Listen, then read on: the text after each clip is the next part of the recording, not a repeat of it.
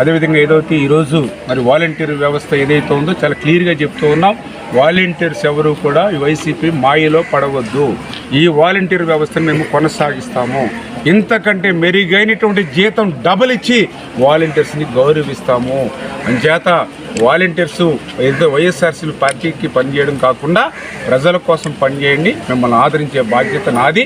వాలంటీర్స్ని గుండెల్లో పెట్టుకుని చూసుకునేటువంటి బాధ్యత మాది అని చెప్పి సభాముఖంగా తెలియజేసుకుంటూ, అదేవిధంగా ఎవరైతే పెన్షన్దారులు కూడా మరి 1వ తేదీ వచ్చింది పెన్షన్ వస్తుందని అనుకుంటే ఈ ప్రభుత్వ ఖజానా దగ్గర డబ్బులు లేవు.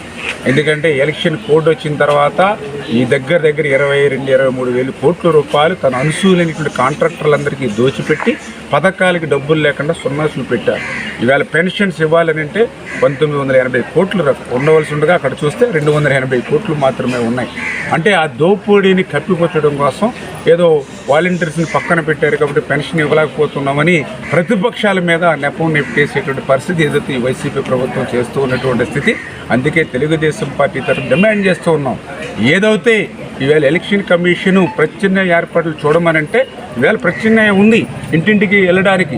నిన్న కలెక్టర్ల కాన్ఫరెన్స్ పెడితే సిఎస్ కూడా వాళ్ళు చెప్పారు, ఖచ్చితంగా ప్రతి సచివాలయ పరిధిలోనూ 400 పెన్షన్లు ఉంటాయి. ప్రతి సచివాలయానికి 10 మంది సిబ్బంది ఉన్నారు.